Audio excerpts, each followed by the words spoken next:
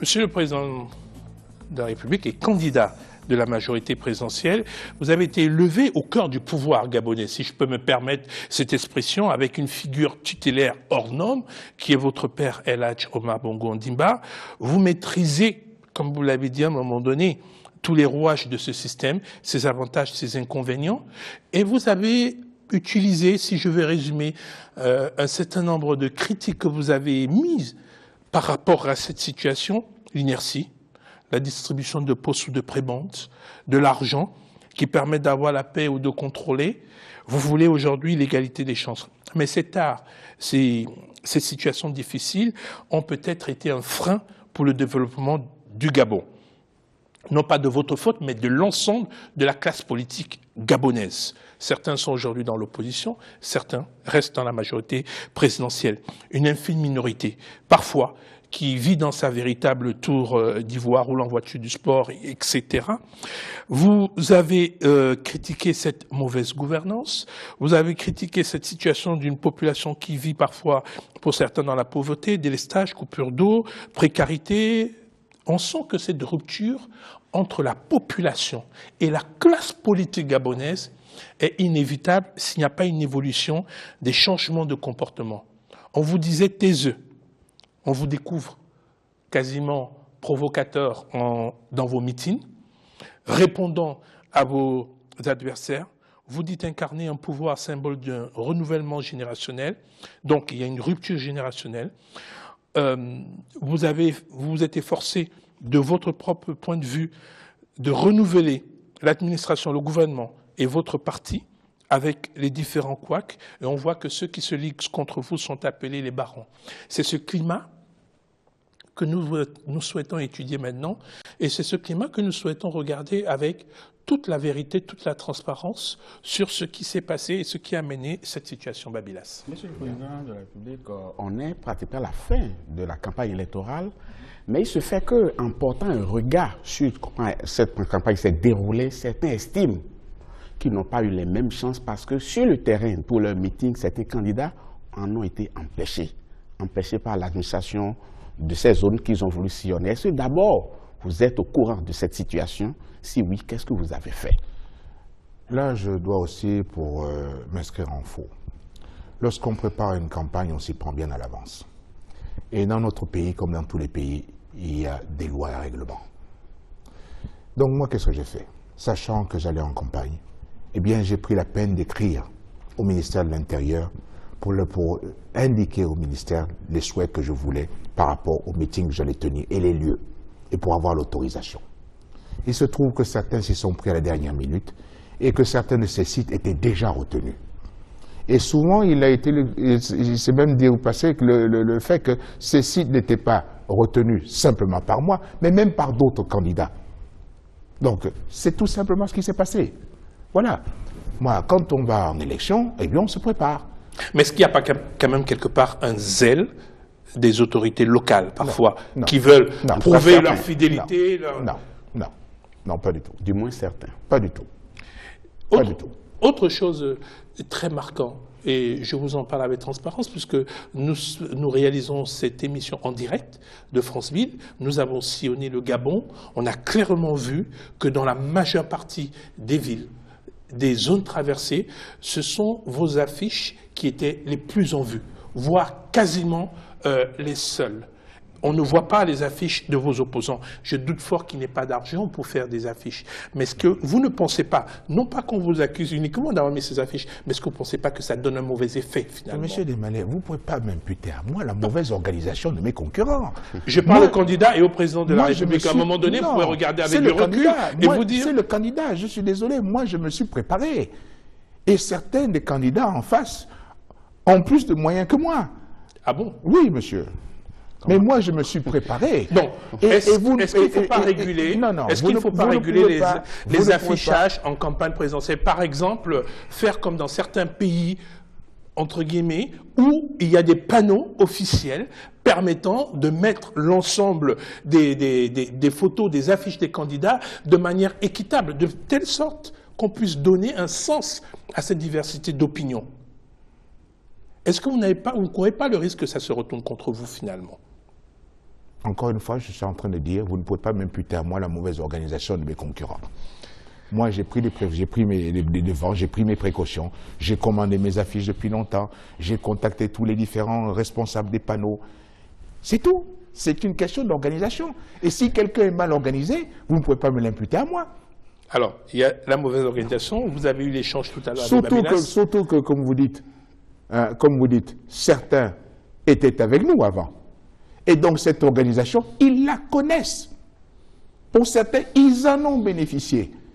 C'est une organisation qui est mise en place depuis longtemps. Le Parti démocratique gabonais a toujours préparé bien ses élections. Et ceux qui aujourd'hui nous combattent étaient dans le parti. Donc ils le savent. Ils ne peuvent pas aujourd'hui venir dire qu'ils étaient pas au courant. Toutefois, vous ne répondez pas à ma question de l'équilibre de l'affichage qui peut être réglé de deux manières. Les espaces que vous réservez et les espaces officiels. Tout comme il y a les temps de parole officiels à la télévision. Vous êtes en train de me dire qu'il faut tout réguler. Il faut tout réguler.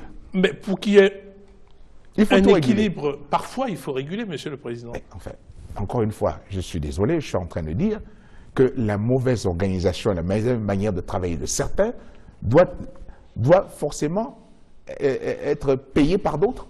Certains mots de cette campagne ont entraîné l'échange que vous avez eu avec Babylas Marie-Angèle. Monsieur le Président, voilà ce qu'on peut retenir de ce qui est écrit, ce qui a été écrit dans un quotidien gabonais, Les Échos du Nord, le 18 août 2016. Aujourd'hui, tous les ingrédients d'une guerre civile sont réunis au Gabon. Violation des droits humains, arrestation massive des militants et des leaders de l'opposition, assassinats, insatisfaction des besoins les plus élémentaires des citoyens, montée des extrêmes de tous bords et contentieux préélectoral sur le caractère anticonstitutionnel de la candidature d'Ali Bongo. C'est un constat très alarmiste. Est-ce la réalité du Gabon ? Est-ce votre réalité? Si vous connaissiez le journal Les Échos du Nord, vous ne seriez pas surpris par ce genre d'articles. Ça fait 7 ans qu'ils écrivent ce genre de choses. Oui. Ça fait 7 ans. Ça fait 7 ans qu'ils écrivent ce genre de choses. Donc, c'est pour ça que je dis, si vous connaissiez ce journal-là, vous ne seriez pas surpris. Il y a un certain nombre de choses qui sont dites là-dedans, et comme d'habitude, elles ne sont jamais été, elles ne sont jamais prouvées. Il n'y a pas la moindre part de vérité dans ce qui est écrit. Mais quelle vérité il y a dedans? Quand on parle d'assassinat, quel assassinat? Quel assassinat, dites-moi? Ça n'existe pas au Gabon. Mais quel assassinat, dites-moi? Vous parlez d'assassinat politique? Quel assassinat politique au Gabon? Et quand vous... Non, c'est pour ça que je suis en train de dire, c'est bien de venir dire un certain nombre de choses, mais il faut qu'elles soient prouvées. Bon, donc je suis désolé. Qu'est-ce que ça vous inspire, vous qui êtes candidat, quand vous lisez... que nous sommes au bord de la guerre, très bien, mais qui est à la cause de cela? Qui a ce langage de violence? Qui est en train de... menacer le pays? Qui menace le pays, Monsieur le Président? Mais vous le savez bien. Non, il passe sur vos ondes, madame. Dites-le-nous, Monsieur le Président. Il passe sur vos ondes. Je vous en prie, qui menace le Gabon? Dites-nous. Mais quand vous entendez les propos de Jean Ping, vous croyez que ce sont des propos qui sont conciliants? En quoi les propos de Jean Ping sont-ils menaçants pour le Gabon? Ah, il faut croire que vous l'avez mal écouté. Hein. On l'a écouté? Ah bon? Quand d'abord on commence par traiter les Gabonais de cafards, vous croyez que c'est des propos conciliants? Quand on sait ce que ce terme-là a amené comme problème ailleurs, vous croyez que c'est des propos conciliants? Quand vous êtes en train de dire que si je ne gagne pas les élections, je les accepterai. Attention, mais écoutez, il faut croire que vous ne les entendez pas, les propos de M. Ping. On les entend peut-être pas de la même oreille. Justement par rapport à cette phrase, est-ce que ce n'est pas des phrases qu'on a déplacées de leur contexte par hasard? Est-ce que vous connaissez la phrase dans sa version originale? Oui, je la connais. Oui, je la connais. Et vous êtes sûr qu'on dit, les Gabonais, vous êtes des cafards, c'est comme ça? Vous avez entendu la phrase, vous, dans... Moi, je l'ai bien entendu. Et alors? Et qu'est-ce qu'il a dit? Ah, je pense que c'est vous qui allez la connaître, vous le dire. Parce qu'apparemment, il faut bien citer le contexte dans lequel cela a été dit. Lorsqu'on se prépare à aller au combat. Quel combat? Quel combat? On va sur la tombe des ancêtres. On leur dit, levez-vous. C'est une expédition pour éliminer les cafards. Vous allez me dire que ce sont des propos pacifiques? Autre point. Vous allez me dire que ce sont des propos pacifiques? Monsieur le Président. Non, mais pourquoi il ne répond pas? Non, je vais répondre. Est-ce que ce sont des propos pacifiques? Il me dit que c'est tiré hors du contexte. Quel contexte? Je vais répondre, et j'irai même plus loin. J'irai plus loin en vous disant que ce serait très bien qu'une fois que la télévision nationale, cette histoire-là, soit clarifiée. Et j'irai plus loin quand vous parlez de tout à l'heure de malorganisation. C'est M. Ping qui doit clarifier ce problème-là. Il n'arrive pas à reconnaître qu'il a prononcé ce mot-là. Il dit que c'est un montage. Mais pourtant, non seulement il dit que c'est un montage, mais il a déposé une plainte contre ceux qui l'ont Ah oui, mais pour autant, on lui dit simplement amener l'original, la copie originale. Pourquoi il ne produit pas la copie originale? Monsieur, permettez-moi quand même de revenir sur votre hyper-présence. Pourquoi il ne produit pas la copie originale? Permettez-moi de revenir sur votre hyper-présence qu'on remarque dans les rues de Libreville et de toutes les villes du Gabon aujourd'hui. Oh, lorsque vous parlez de malorganisation, monsieur, je vais en campagne. Je ne me préoccupe pas de la stratégie de mes adversaires. Ce n'est pas cela, justement. Je me préoccupe de ce que moi je fais. Vous savez comment cela est perçu de l'autre côté. De l'autre côté, on estime que c'est parce que vous avez beaucoup de moyens, y compris les moyens de l'État, que vous pouvez vous permettre ce luxe-là. Quel moyen de l'État? Ben justement, c'est l'impression que ça donne et c'est l'explication que les autres donnent. Il ne faut pas rester sur les impressions. Je suis désolé, il faut être très clair dans ce que l'on dit. Oui. Quel moyen de l'État? C'est vous qui êtes à la tête de l'État. C'est vous qui êtes à la tête de l'État. Vous m'accusez d'utiliser les moyens de l'État. J'estime que les autres estiment que c'est parce que vous avez beaucoup de moyens que vous pouvez acheter même tous les poteaux. Vous avez dit les autres estiment que j'ai beaucoup de moyens, y compris les moyens de l'État. Je vous pose la question, quel moyen de l'État? Mais justement, clarifiez-nous cela. Mais quel moyen de l'État? Je vous pose la question. Moi, j'ai jamais été président de la République. Quand on a été président de la République, quand on m'accuse, on me dit que j'utilise les moyens de l'État. Je n'utilise pas les moyens de l'État, monsieur. Je n'utilise pas les moyens de l'État. La seule chose à laquelle j'ai droit, c'est la sécurité. Qui finance votre campagne?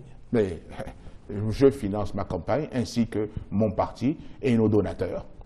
Monsieur le Président, pour revenir à cette question... Et encore, je viens encore une fois de dire que lorsque l'on va en campagne, on se préoccupe de sa campagne, on ne s'occupe pas de la campagne des autres. Pourquoi voulez-vous que je me préoccupe de la campagne des autres?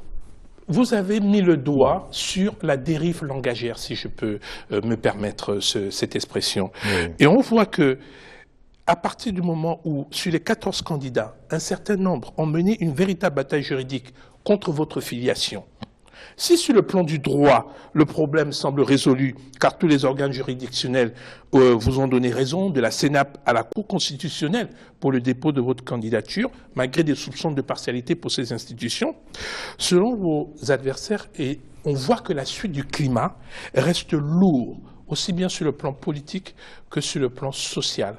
Comment interprétez-vous cette situation qui est partie de cette bataille juridique à ces dérives où aujourd'hui on a, et on va vous montrer, est-ce que vous acceptez qu'après votre réponse, on puisse vous montrer un florilège de compliments que vous font vos adversaires? Mais je les connais, monsieur, je les connais. Je les entends depuis 7 ans. Donc vous pouvez les passer, mais moi je les entends depuis 7 ans. Alors comment acceptez-vous ce climat?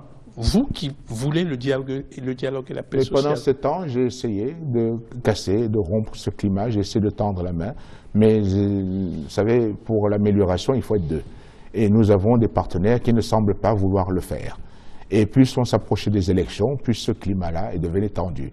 Et la question de mon acte de naissance est une tentative désespérée de mes adversaires de me barrer la route et de m'empêcher de participer à l'élection présidentielle. Alors on est venu sortir une affaire totalement ridicule.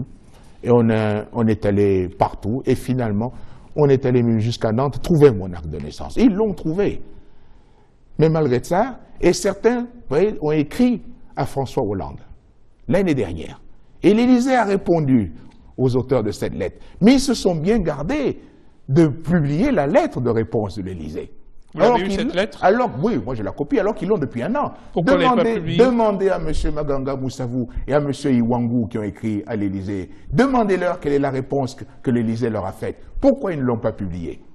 Donc, on a voulu continuer à divertir la population sur une question qui était ridicule. Elle n'est pas ridicule, puisqu'elle, Monsieur le Président, elle amène quand même une réponse par rapport à ces milliers de Gabonais qui sont nés d'un père ou d'une mère non gabonaise. Il y a une réponse à apporter, une réponse politique et juridique à apporter là-dessus. Je ne suis pas né d'une mère. Je ne parle pas de votre cas, précisément. Votre cas, la situation politique, vous êtes quand même conscient qu'un certain nombre de vos compatriotes, devant ce discours politique, se sont quand même retrouvés fragilisés. Est-ce qu'ils sont des citoyens gabonais de seconde zone? Et je pense qu'il y a une réponse claire qui doit venir d'abord de vous. La réponse, elle est claire, M. Nembalé. Laquelle? Depuis le fondateur de la République, le président Léomba. Le président Léomba lui-même a dit, la nation gabonaise est composée de Gabonais d'origine et de Gabonais d'adoption. Donc les Gabonais d'adoption sont des Gabonais au même titre que les autres. Point trait. Pourquoi c'est pas réglé sur un plan constitutionnel? Mais c'est réglé quand sur on, un, quand on veut être candidat à la présidence de la République. C'est réglé sur un plan constitutionnel. Simplement que sur un plan constitutionnel, les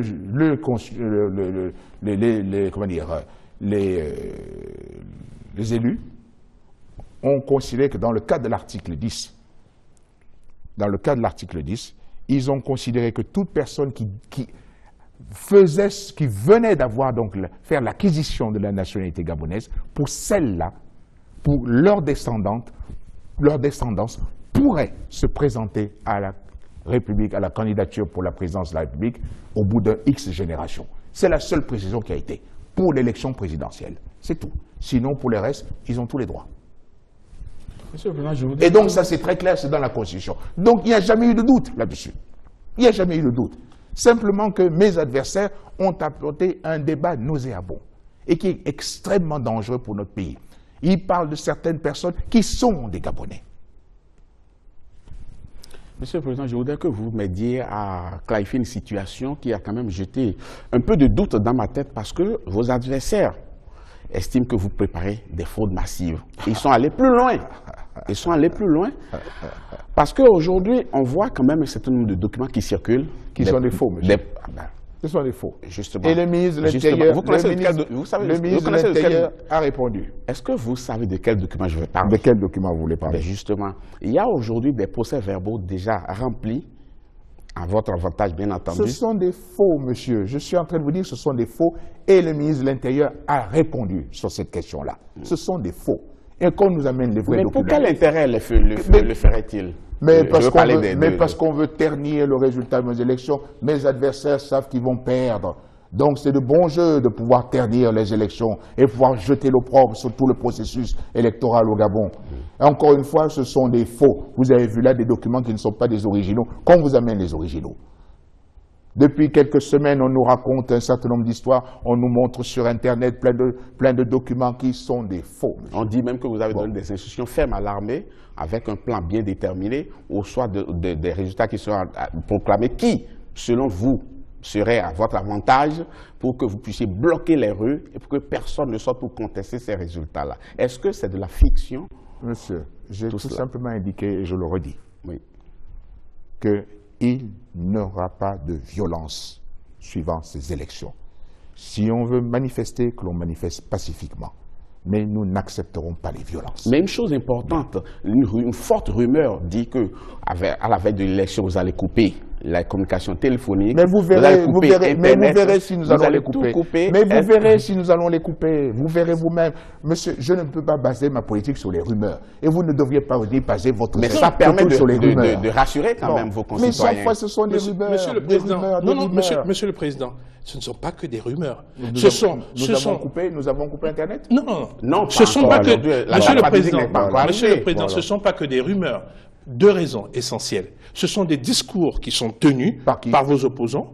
Mais vous m'avez moi entendu dire que j'allais couper Internet? Je ne vous ai pas entendu dire. Alors, mais quand ces discours sont tenus, est-ce que vous permettez, on va voir ce florilège de discours et on va revenir dans ce débat. Pas de problème. Des citoyens ont besoin d'être rassurés. Il n'y a pas de problème. Vous êtes d'accord avec moi? Il n'y a pas de problème. Regardons. Merci. On regarde ces florilèges de déclarations politiques, personnelles contre vous, et on va revenir avec Marie-Angèle sur les 42 ans de règne de votre père, de présidence, et vos 7 ans de présidence pour comprendre l'état et l'attitude des Gabonais quand ils entendent ce type de discours prononcé contre vous. Monsieur Bourboulou, il nous prend pour ce sujet. N'oubliez pas que c'est ce monsieur qui en 1986 a voulu que Omar Bongo devienne roi du Gabon parce qu'il voulait être prince héritier. Et c'est pour cela, le train de vie qu'il mène aujourd'hui est un train de vie de prince. Le prince Ali Baba et ses 40 Mais où va l'argent du pétrole? Où va l'argent du manganèse? Où va l'argent du bois? Tout ça est volé par Ali Baba et ses... Quand M. Bongo Ndimba nous dit d'égalité de chance, est-ce qu'il peut parler réellement d'égalité de chance avec nous? Est-ce que ces enfants ont les mêmes chances que nous? ce qu'il a accumulé en 7 ans, il mourra, ses enfants mourront, ses petits-enfants mourront, cet argent sera toujours là. La société qui s'appelle Delta Synergie fait les bénéfices d'une famille appelée la famille Bongo. Ce sont eux qui se partagent les dividendes de cette entreprise. Tous les cartons de cuisses de poulet qui sont vendus au Gabon, Delta Synergie reçoit l'argent. Il faut que vous le sachiez. Monsieur Bongo Ndimba et son directeur de cabinet sont responsables de la faillite de la banque Poste parce qu'ils ont pris l'argent et ils ne l'ont plus jamais remboursé. C'est un usurpateur, pourquoi? Parce qu'il a volé le vote en 2009. Ali a volé le vote. C'est pour ça qu'il est là aujourd'hui. Ce n'est pas que vous, les Gabonais, vous avez voté avec votre cœur pour lui en 2009. Nous allons le battre dans l'urne. Ça, au moins, c'est sûr. Maintenant, il va chercher à tricher. Il faut l'empêcher. Il faut l'empêcher de tricher. Ali Bongo nous a fait des promesses. Il n'a pas pu les réaliser parce que c'est un sorcier. Il y en a qui se cachent derrière des instincts monarchiques en affichant que leur prénom avec un chiffre à côté. Avant c'était Ali 9, aujourd'hui c'est Ali 16. On ne sait pas de qui il est né, mais il est tout simplement Ali. On sait que sa mère n'est pas sa mère. Que son père n'est pas son père. Un seul homme, à lui tout seul, a pu décorer toute la ville de Libreville de son effigie. Il n'a même pas honte. Il ne se gêne même pas. Mais tout ça, c'est avec notre argent de contribuables. Il n'a pas sorti un seul centime pour cela. Vous voyez, il a inondé toute la ville de Libreville avec ses affiches. Sur les poteaux électriques qui n'appartiennent pas au PDG. Et il déchire les autres. Et qui colle ces affiches, c'est les services de sécurité qui vont coller ces affiches. Monsieur le Président, ces gens que vous venez de voir, certains sont ou ont été vos beaux-frères, certains vous les avez appelés tontons, certains vous disent qu'ils vous ont aidé à faire vos devoirs.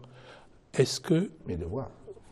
Je pense que M. Toutoumé Mané a dit qu'il vous aidait quand vous étiez jeune à faire vos devoirs. Est-ce que quand on arrive à ce niveau de débat politique, qu'est-ce qu'on peut ressentir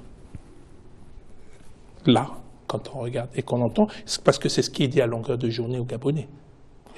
C'est bien triste de constater la dérive de certaines personnes pour lesquelles on avait beaucoup d'estime et que l'on voit dériver de cette manière-là. Marie-Angèle. Monsieur le Président, on a entendu des personnes applaudir ce que d'autres opposants étaient en train d'affirmer en campagne électorale. C'est leurs militants qui applaudissent, oui. Bien évidemment, bien sûr, ce sont des citoyens gabonais également. Mais bien sûr. Donc, après 42 ans d'Omar Bongo Ondimba, après 7 ans d'Ali Bongo Ondimba, est-ce que vous comprenez que certains Gabonais souhaitent un véritable changement? Mais madame, que les Gabonais veulent le changement, je le comprends. Qui vous a dit que je ne le comprenais pas? Mais comprenez aussi que les Gabonais veulent continuer avec Ali Bongo.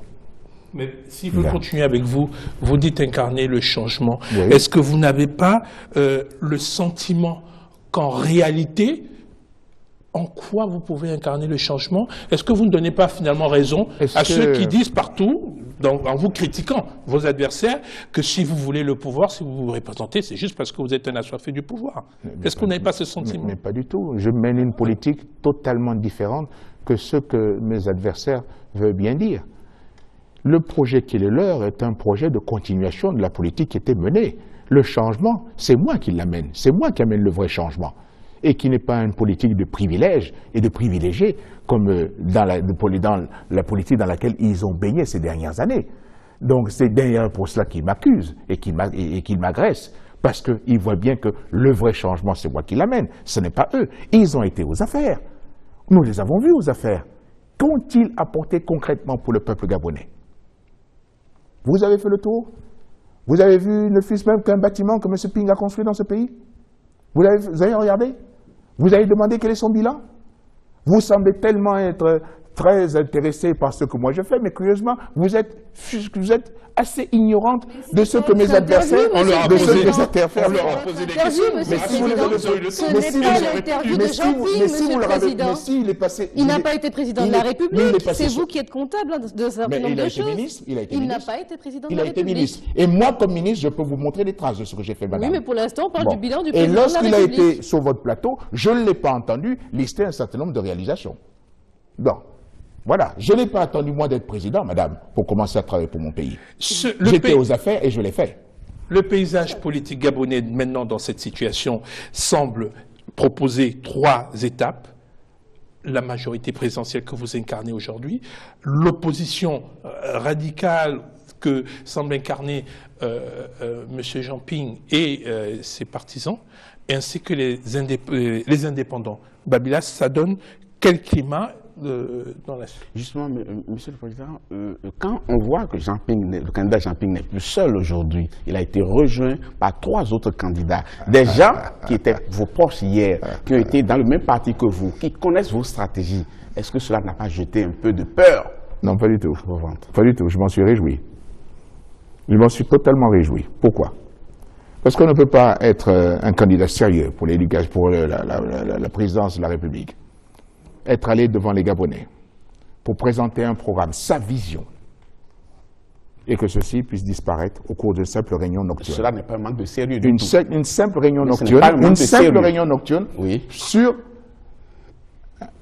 une simple réunion nocturne et tout ça disparaît. Est-ce que depuis vous avez vu le programme, la plateforme commune de ces candidats-là? Vous ne l'avez pas vu. Ça n'a jamais été présenté au peuple. Encore moins leurs militants. Parce que lorsqu'ils ont fait cette réunion, leurs militants n'étaient même pas là. Des leaders se sont réunis pour prendre une décision sans consulter leur base, sans consulter leurs militants. Et depuis, nous n'avons pas eu la présentation de cette fameuse plateforme. Vous ne la connaissez pas, je ne la connais pas, les Gabonais ne la connaissent pas. Voilà pourquoi je dis que tout cela n'était que mascarade. Et ceci démontre simplement une chose. C'est qu'ils avaient peur, et ils ont peur du candidat Ali, si bien qu'ils sont obligés de se mettre ensemble. Vous le dites parce que vous le pensez vraiment, mais je le pense vraiment, monsieur, parce que lorsque vous les entendez, avec les qualificatifs dont ils m'ont abreuvé, et surtout la répétition continuelle sur le bilan d'Ali Bongo qui est soi-disant négatif, néant, sur lequel il n'y a rien eu. Alors, si c'est vraiment le cas, et si Ali Bongo a été aussi mauvais et que son bilan est aussi désastreux, je ne vois pas nécessaire de se mettre ensemble pour affronter quelqu'un qui a un mauvais bilan. Donc là, il y a un problème quelque part. Donc ça veut dire peut-être que ce bilan, il n'est peut-être pas aussi mauvais que cela. Mais quand on et ça veut peut-être dire, ah oui, mais le parti qui soit le plus implanté, si votre bilan il est mauvais, il est mauvais. Ça c'est clair. Si le bilan il est nul, quelle que soit l'implantation de votre parti. Donc ça voudrait peut-être dire que le bilan n'est peut-être pas aussi mauvais que ça, et qu'on a sous-estimé, notamment le candidat Ali, si bien qu'on est obligé de se mettre ensemble. Alors que lorsque vous les entendez, c'est un usurpateur, c'est un voleur, c'est un dictateur, c'est quelque ceci, c'est cela. Fin de compte, ils sont obligés de se mettre ensemble. C'est peut-être qu'il y a un problème quelque part. Et je dis, moi, que je me suis réjoui de voir ça, parce que pour moi, c'était une indication de la peur qui est la leur d'affronter le candidat Ali Bongo, candidat de la majorité, et parce que le candidat, malgré tout, il a un bilan, et un bilan qui est globalement positif. Voilà. Voilà ce que ça m'inspire. Ensuite, les attaques venant de personnages que nous avons vus, bon, on fait des effets de manche, mais M. Ping, il est mal placé pour venir me donner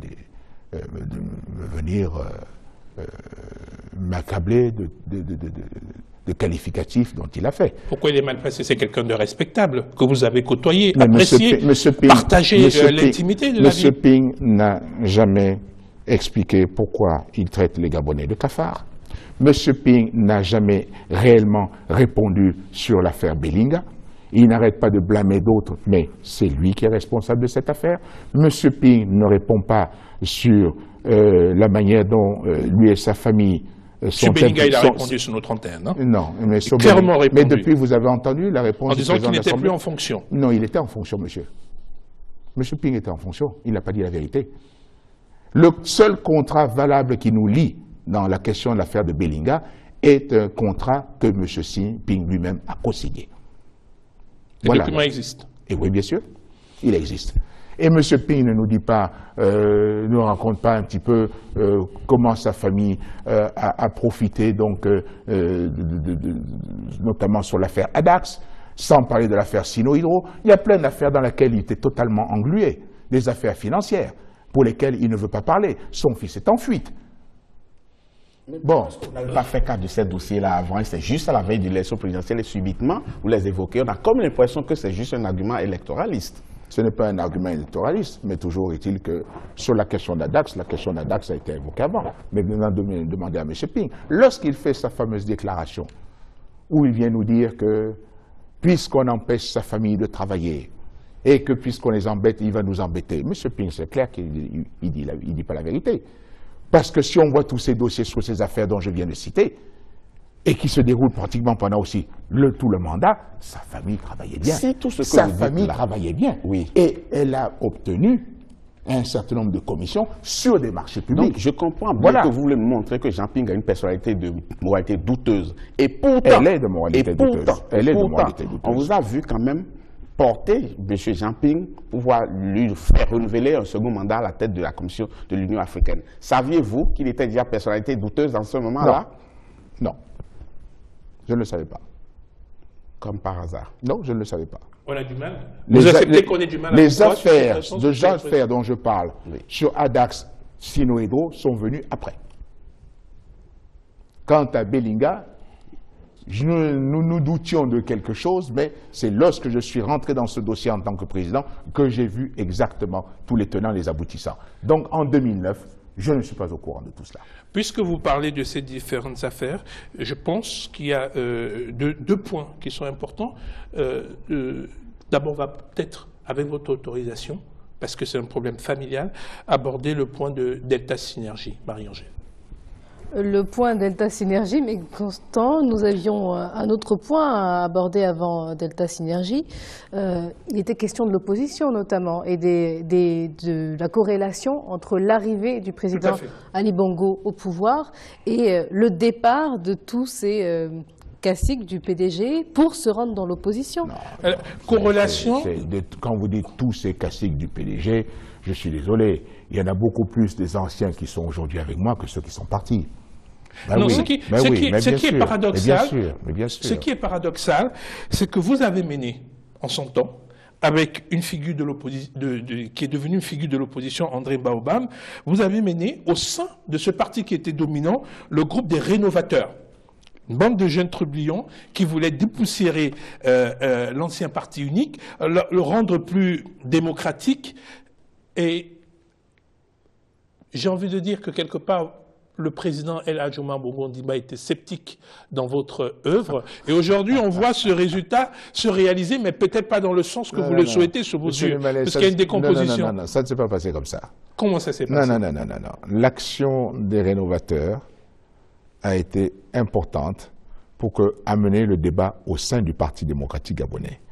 Et c'est le Parti démocratique gabonais qui a été l'instrument de démocratisation de notre vie politique. Ça s'est fait par le Parti démocratique gabonais. Vous retirez est-ce que vous n'êtes pas en train de changer le cours de l'histoire avec l'arrivée du multipartisme en 1990 et l'impact de Paul Ba-Abesolo, qui avait quand même eu un impact sérieux? Qui est allé chercher M. Paul Ba-Abesolo, M. Nemale? C'est un citoyen qui faisait une lutte contre le pouvoir. Qui est allé le voir en France pour lui demander et pour lui dire qu'il pouvait rentrer? Vous aviez été envoyé en mission pour le voir. À quelle date? Ce n'est pas la date précise. Ce n'est pas en 1990. Monsieur Babessol est rentré bien avant la conférence nationale. Et oui. Bon, si bien que la conférence nationale de 1990 a été précédée par un comité central extraordinaire du Parti démocratique gabonais. Ce comité central extraordinaire, dans ses recommandations, a justement inscrit la démocratisation du régime. Donc, la démocratisation est venue par le Parti démocratique gabonais, au sein duquel les rénovateurs ont joué un rôle important. Et donc, certains qui sont aujourd'hui en face de moi étaient à l'époque ceux qui nous combattaient et qui ne voulaient pas de cette démocratisation. Dans ce combat, on a parlé tout à l'heure de moralité, il y a un fait, Marie-Angèle, je le rappelais tout à l'heure, Delta Synergie. Oui, holding familial, certains de vos détracteurs estiment qu'il faut faire un choix, être aux affaires ou faire des affaires. Est-ce qu'il n'y a pas un mélange des genres? En sachant, en précisant que ce holding familial détient plus de 40 participations de référence dans des sociétés pilotes de l'économie gabonaise, il n'est pas de votre fait. Il faut l'assumer. Mais c'est un holding familial dont vous êtes comptable, héritier. Est-ce que, quelque part, vous n'avez pas loupé le coche en donnant des explications claires sur cette situation? Et comment comprendre que vous n'ayez procédé à aucune modification significative de cette situation? Monsieur Némalé, d'abord, nous n'avons violé aucune loi. Aucune loi nous interdit, de prendre des participations, et les participations ont été prises dans des sociétés, pas par le biais de commissions, par le biais de prises de participation. Et par ces prises de participation-là, nous avons aussi contribué à développer l'économie gabonaise, à créer des emplois. Vous puissiez comprendre qu'on puisse soupçonner une position de favoritisme en voie de conflit d'intérêts. Pourquoi? Vous me dites aujourd'hui, pourquoi pas l'évolution? Nous sommes encore dans le cadre de la succession. Et elle n'est pas terminée. Succession pour laquelle vous avez eu un geste fort en voulant léguer une certaine partie. Ça me concerne moi. Vous, en voulant léguer une certaine partie de l'héritage n'est pas terminée. À la République. Est-ce que quand vous avez d'un côté, vous-même, vous reconnaissez qu'il y a eu des situations anormales dans la politique, est-ce que ce n'est pas une situation qui doit amener une clarification pour les Gabonais?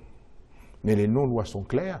Et ce que certains reprochent à Omar Bongo, eux-mêmes ont fait cela. Vous croyez que M. Ping et autres n'ont pas fait d'affaires? Vous croyez qu'ils ne les ont pas fait? Est-ce qu'au bout de compte, on peut encore... Posez-leur la question. C'est la loi, et au niveau de la loi, nous avons une possibilité de pouvoir faire des affaires. Et depuis, d'ailleurs, ça a été corrigé, puisque nous avons aussi le devoir, par le biais donc, de la commission d'enrichissement illicite, de faire toutes nos déclarations de fortune. Et ça, c'est fait. Et beaucoup d'acteurs qui vous parlent ne l'ont pas fait. Ils ne l'ont pas fait. Donc, les choses sont claires aujourd'hui. Elles sont mieux déterminées et mieux... aujourd'hui, nous savons ce que nous pouvons, ce que nous ne pouvons pas faire. Donc, dans le cadre de Delta Synergie, il s'agit uniquement d'affaires qui soient propres. Ce sont des prises de participation dans un certain nombre de sociétés. Et ce n'est pas de commission. Maintenant, que vous me dites que vous pouvez estimer qu'il y a eu trop de prises de participation ou pas, mais je vous dis que c'était légal. Et il n'y a rien d'illégal là-dedans. Rien du tout. Bon. Vous pouvez comprendre que ça puisse cristalliser aussi les discussions. Je peux comprendre que ça puisse, mais je suis en train de vous dire que si c'est sur une base légale, il n'y a rien à reprocher. Maintenant, qu'est-ce que va devenir Delta Synergie demain? Nous n'en savons pas. Tout ça est encore dans le cadre de la succession qui n'est pas totalement réglée. En 2015, l'ambassade du Bénin à Libreville avait été saccagée, incendiée. Ça amène une situation, Babilas, dont on connaît l'origine. Bien entendu, permettez-moi de vous parler d'un de vos collaborateurs qui cristallise, à tort ou à raison, le rejet ici, votre directeur de cabinet, M. Mestre Kombessi, où pour certains, il n'est pas à la place qu'il faut. Pour d'autres, il n'est pas gabonais, tout simplement. Et même s'il l'était, il n'allait pas accéder à un certain nombre de fonctions. Et apparemment, c'est lui qui serait le vrai président de la République. Comment est-ce que vous vivez ces critiques? Il y a beaucoup de conditionnels dans ce que vous dites. Mais je préfère mettre au conditionnel. Mais il y a beaucoup de conditionnels. Sinon, c'est ça moi qui l'aurais dit. Voilà. Et j'assume pas ces propos. C'est pour ça que je dis beaucoup de conditionnels. Oui. Voilà, c'est tout. J'ai déjà répondu et je répondrai encore une fois que M. Akombessi est un Gabonais. Il est de nationalité gabonaise. Il est de nationalité gabonaise. Il n'est pas né gabonais, mais il a acquis la nationalité gabonaise. Et il n'est pas le seul dans ce cas au Gabon. Bon, et je vous ai indiqué que la nation gabonaise est composée de Gabonais d'origine comme de Gabonais d'adoption. Mais est-ce que vous comprenez qu'on se focalise sur lui? Est-ce que... Parce que c'est pas par rapport à tous les Gabonais. Mais pourquoi on se focalise sur lui? Justement, si je vous pose bien la question. Mais je vous pose la question. Parce que vous êtes en train de me dire, mais vous comprenez pourquoi on se focalise sur lui. Non, je ne comprends pas. C'est un collaborateur du président de la République, comme d'autres collaborateurs. C'est tout. Mais c'est le cas, Monsieur le Président. Est-ce que vous n'avez pas le sentiment que le fait que toute l'attention se cristallise sur votre collaborateur Meksan Akrombessi, ce n'est pas un facteur qui vous dessert au final? Vous savez, nous, un bon dirigeant ne se base pas sur la rumeur, mais sur les faits. Et vous entendez beaucoup de choses, mais quels sont les faits? Énoncez-moi les faits. Monsieur le Président. Il y a beaucoup de choses qui sont dites, mais énoncez-moi les faits. Quels sont les faits? Les faits sont ceux-ci. Vous êtes président de la République. Vous choisissez un collaborateur. La loi me l'autorise. La loi vous l'autorise. Oui. Je parle encore du climat politique. Au bout d'un certain temps, tout Africain aurait pu devenir votre collaborateur. Oui. Comment accepter qu'aujourd'hui au Gabon, on vous accuse de placer des étrangers à des postes stratégiques au détriment des Gabonais? Mais lesquels? J'ignore lesquels. Mais j'entends ces récriminations. Est-ce qu'il n'y a pas quelque chose qui cloche? Non pas vis-à-vis de vous, mais vis-à-vis de l'ensemble de ces classes politiques d'arriver à cette situation. Est-ce qu'il n'y a pas quelque chose qui cloche? Ceci vient uniquement de certains responsables politiques qui nous amènent dans un débat nauséabond. Et je suis désolé de constater que M. Ping, qui a été président de la Commission de l'Union africaine, soit le premier qui ait un discours xénophobe contre les Africains. Et je trouve ça scandaleux. Et je trouve scandaleux que l'on fasse un amalgame, alors que, donné avec précision, on dit la légion étrangère. Quand on parle de légion, on voit la quantité. Elle est où cette légion? Combien de gens dont on parle? Quand on entend parler, on a l'impression qu'à tous les postes, il y a des étrangers. Lesquels? Pourquoi je ne vous ai jamais entendu dire que vous étiez fier d'avoir ces collaborateurs, que vous étiez fier de travailler avec eux? Je ne vous ai jamais entendu le dire. Est-ce que quelque part, ça ne laisse pas aussi un vide et un sentiment du fait que vous n'assumez pas? Mais comment je n'assume pas? Comment je n'assume pas? Ce sont les collaborateurs, je les ai choisis. Et ils sont encore mes collaborateurs. Si je n'étais pas satisfait, ils ne le seraient plus, M. Nemale. Vous êtes fier qu'ils soient gabonais? Mais bien sûr qu'ils sont fiers. Ils sont eux-mêmes, déjà. C'est même pas moi. Eux, ils sont fiers d'être gabonais. Et c'est un honneur qu'ils nous ont fait parce qu'ils ont choisi de prendre la nationalité gabonaise. Mais ce ne sont pas les premiers. Et je ferai remarquer que parmi ceux qui les accusent, ces derniers eux-mêmes sont souvent des étrangers.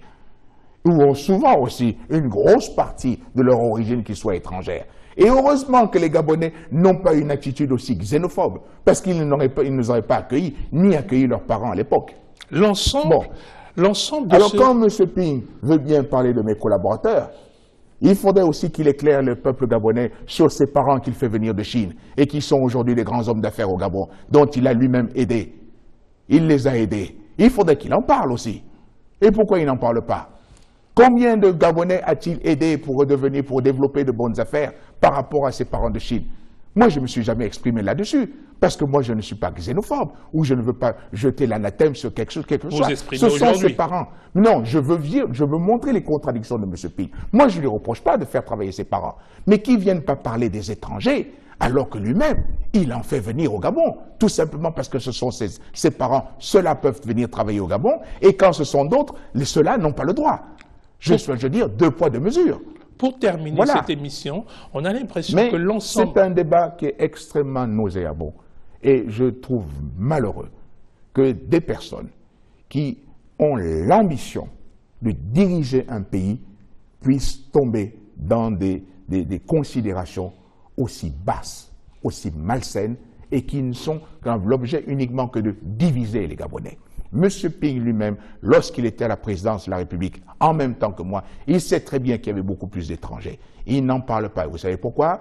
Parce qu'il ne stigmatise que les Africains et il ne parle pas des étrangers qui étaient d'origine européenne. Donc vous voyez que c'est un calcul. C'est bien pensé ce qu'il est en train de faire. Et je trouve ça regrettable. Et c'est pour ça que je dis que c'est quelqu'un qui est dangereux et que c'est risqué pour le Gabon de faire confiance à ce personnage-là. Maintenant, je suis en train de dire que le Gabon a toujours été un pays hospitalier. De toujours, nous avons accueilli des personnes et des gens qui viennent de partout, qu'ils soient d'Afrique, qu'ils soient d'ailleurs. Et nous les avons toujours bien accueillis et nous sommes un peuple hospitalier et nous ne sommes pas des xénophobes ni des racistes. Et s'il y a des compatriotes qui donnent cette impression, je veux dire à tous ceux qui nous regardent, ce n'est pas vrai, le Gabon ce n'est pas ça. Le Gabon est le pays qui accueille. Et le Gabon, les Gabonais sont hospitaliers et les Gabonais sont amicaux. Monsieur le Président, on a l'impression qu'au terme de cette émission, quand on essaie de comprendre d'où peut venir cette situation et l'évolution qu'il y a eu dans la politique gabonaise, on pense, et Babylas a la dernière question sur ce point, qu'il y a un véritable point de réforme constitutionnelle avec une garantie d'alternance. Babylas. Monsieur le Président, le 27 août prochain, les Gabonais iront voter, mais ce sera un scrutin à un seul tour. C'est comme ça, c'est fait. La Constitution le demande, mais est-ce qu'au cours de votre mandat, par rapport aux critiques reçues à gauche et à droite, par rapport au fait qu'un scrutin à un seul tour, quand même, sur le plan de la démocratie, on peut y reprocher certaines choses, est-ce que vous n'auriez pas pu penser faire évoluer quand même Monsieur, je vous pose une question. Je vous pose une question. Les États-Unis d'Amérique ne sont pas démocratiques? Ils le sont. Ils ont un tour d'élection présidentielle. Le Royaume-Uni de Grande-Bretagne et d'Irlande du Nord, les élections ne sont qu'un tour. C'est pas le même gouvernement. Pourquoi? Ce n'est pas un modèle présidentiel aux États-Unis? Au-delà. C'est un modèle présidentiel. Qu'est-ce que la mode du gouvernement vient faire là-dedans? Je m'insurge sur le fait de dire qu'une élection à un tour ou à deux tours, un tour ce n'est pas démocratique et deux tours c'est démocratique. D'abord, je vais vous faire remarquer que lorsque nous allons à la modification constitutionnelle en 2003, ceux qui aujourd'hui réclament l'élection à deux tours étaient les mêmes qui sont allés voir Omar Bongo pour dire qu'il fallait faire l'élection en un tour. Monsieur Guinzou Badama, moi je me souviens d'un repas dans mon village de Bongoville, au cours d'un repas où M. Guinzou Badama et d'autres dignitaires de ce pays ont assiégé Omar Bongo en lui faisant remarquer tous les avantages d'une élection à un tour. Et aujourd'hui, ce sont les mêmes qui viennent vous dire qu'il faut... elles ont évolué entre-temps parce qu'ils ont perdu l'élection. Et parce qu'ils pensent qu'avec deux tours, ils vont gagner. Mais nous étions à deux tours avant. Ça n'a changé qu'en 2003. Et malgré le fait que nous avions des élections à deux tours, ils n'ont jamais gagné les élections. Donc c'est bien vous dire que un tour ou deux tours, ce n'est pas pour autant que ce n'est pas moins démocratique. Donc ce n'est pas contenu du tout dans votre projet de société si éventuellement vous étiez réélu. Pas du tout d'évolution sur ce point. Est-ce que c'est une évolution? La question est parce qu'il y a pas mal de... Est-ce que c'est une évolution? Si vous voulez savoir, vous pouvez faire un référendum. Est-ce que c'est une évolution? Mais ça, ce sont les hommes politiques qui le demandent. Moi, j'ai vu les Gabonais qui ne parlent pas ce problème-là. Je suis désolé. Parce qu'ils savent que ça profite à vous. Mais pourquoi ça me profite? Avant 2003, nous étions en deux tours et ils n'ont jamais gagné. Monsieur le Président, pour terminer... Alors, chaque fois qu'ils ne gagneront pas une élection, il faudra chaque fois changer les systèmes. C'est exactement ce que vous êtes en train de me dire. Non. Et c'est ce que je dois comprendre. Au cours de la campagne, vous avez dit ceci. Et moi, ce que je dis au cours de la campagne, et je le sais, je dis au sortir de l'élection, je suis allé au Parlement 2 fois, M. Nemalé, et j'ai dit que j'étais prêt à ouvrir le dialogue sur toutes les questions. Vous avez dit, je suis prêt à toutes ces discussions, dans le respect de nos institutions. Je l'ai dit. Je suis prêt à discuter de tout, y compris des mandats politiques. Jean Ping propose de faire un mandat de 7 ans et d'instaurer une nouvelle constitution avec limitation du mandat présidentiel. Raymond Donsima propose un mandat variable de 7 ans pour le premier mandat et de 5 ans pour le second en cas de réélection. Un autre candidat a même proposé un mandat unique de 9 ans. Quelle est votre proposition sur ce verrou de la limitation du mandat? Du mandat qui garantit une alternance. J'ai déjà répondu hier que si je donne ma position, ça va influencer la discussion qui doit s'ouvrir. Vous serez favorable à une limitation du mandat ou pas? J'ai déjà indiqué que je ne veux pas me prononcer sur ces questions-là pour ne pas influencer la discussion. Si je dis quelque chose, je vais être accusé d'influencer dans un sens ou dans un autre. Donc c'est une question qui va s'ouvrir. J'ai indiqué que j'étais totalement ouvert à discuter de tous les points. Aucun sujet ne sera tabou. Je l'ai dit et je le maintiens. C'est une discussion et chacun vient avec des propositions. Aucun sujet ne sera tabou, aucune question n'a été tabou avec vous ce soir. Nous vous remercions d'avoir passé ces plus de 2 heures sur notre plateau, d'avoir répondu à l'ensemble des questions. Maintenant, nous souhaitons vous laisser avec les Gabonais en regardant droit cette caméra, en leur envoyant le message de votre choix dans le cadre de cette élection du 27 août 2016. Mes chers compatriotes, vous venez d'assister à un débat qui, j'espère, a été fructueux pour vous, dans la mesure où ça vous a permis de pouvoir écouter un certain nombre de réponses que j'avais à faire sur certains sujets, et surtout parler aussi de l'avenir et de ce que je veux faire pour mon pays. Nous avons commencé ensemble, il y a 7 ans. des réformes de notre pays. Nous avons commencé le changement. Et je suis encore aujourd'hui en train de vous dire que le vrai changement, les changements plus profonds, plus importants sont à venir et que je suis porteur de cette espérance et porteur de ce message de vrai changement pour développer notre pays. Et ces changements passent par la politique de l'égalité des chances qui doit nous mener à l'émergence du Gabon. L'émergence du Gabon reste notre objectif et pour cela, il est important que nous puissions accélérer le développement de notre pays, mais pour que plus aucun Gabonais ne reste sur le bord de la route, ceci va se faire grâce au programme de l'égalité des chances. Voilà ce que je souhaite pour mon pays, dans un pays en paix, un pays respectueux des lois et surtout que vous puissiez exercer votre droit de vote dans la liberté la plus totale. Merci à tous de nous avoir suivis. Merci Babylas. Plaisir pour moi. Merci Marie-Angèle. Merci à vous. Nous remercions toute l'équipe technique qui s'est associée à nous pour réaliser cette émission. Nous remercions aussi les équipes qui nous ont facilité notre installation, Corinne, Bertin, plusieurs autres personnes autour qui ont travaillé. Africa 24, sa réussite, être au cœur de cette démocratie africaine qui se construit au quotidien, c'est d'abord la réussite de chaque citoyen africain et c'est la confiance que vous nous témoignez au quotidien en faisant de nous la chaîne la plus regardée sur le continent africain. Merci à vous tous. La suite de nos programmes dans un instant.